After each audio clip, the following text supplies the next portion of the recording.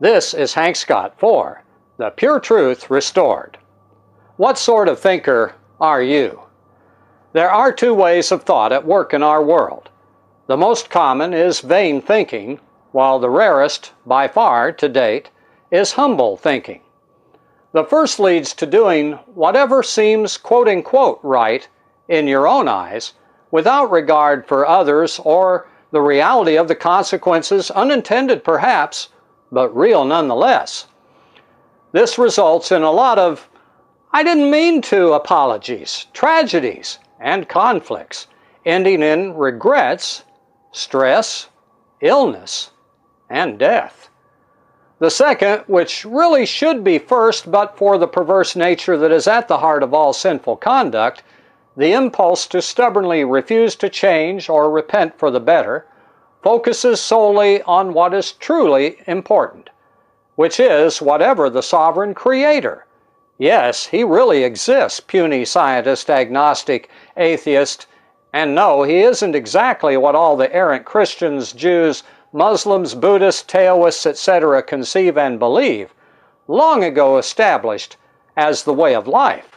This is the way that does not need to fear, lives without stress even in the face of troubling circumstances, hopes and is patient in the absence or delay of promised blessings, is compassionate even to those who are testy, difficult, or troublesome, helpful and ready to assist those who are in trouble and truly in need, and believes in things unseen despite seemingly contrary quote-unquote evidence, mostly manufactured to cast doubt, suspicion, or accusation where none is warranted. The usual way is to suspect, accuse, doubt, fear, and act on these cancerous thoughts in ways that lead to suffering, violence, and death.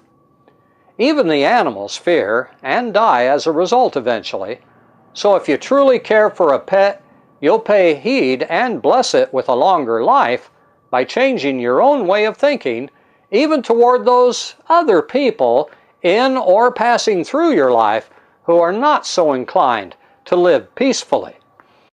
Sometimes this might mean that you must give them the quote-unquote right of way by stepping out of their way, leaving the scene, or even moving elsewhere if need be, no matter who is truly wrong and creating stress and trouble for others. Fleeing and touching nothing that causes impurity, whatever is filthy, abominable, unclean, impure, or sacrilegious, including thoughts and ways that lead you into any of these sickening, debilitating, injurious, or fatal ways, are the two requirements for those who truly want to seek a better and more prolonged way of life and blessings. The world's way of thinking is to extol the individual as the center of attention. Birthdays, Xmas gifts, Valentine's, Easter, and similar utterly pagan and selfish pursuits, while the Creator's way is concerned with what is more important and most urgently needful.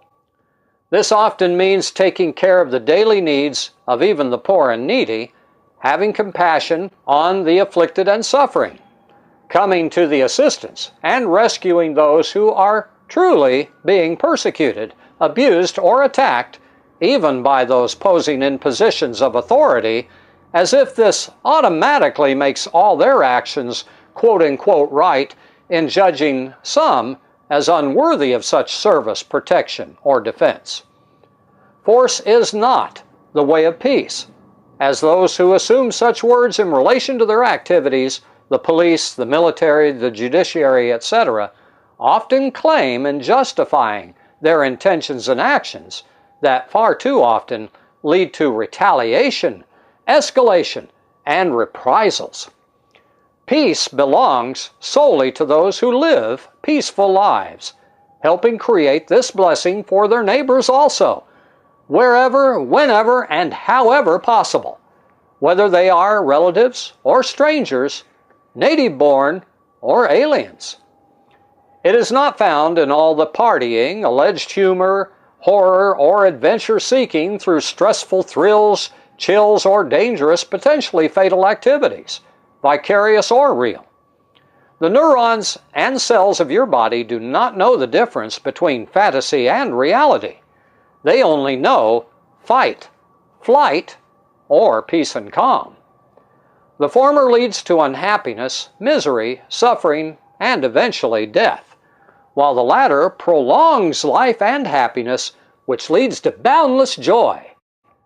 Which way you choose, death or life, is what you will gain from the experience in the final analysis, when all else is said and done. And this, of course, all depends on what sort of a thinker you are.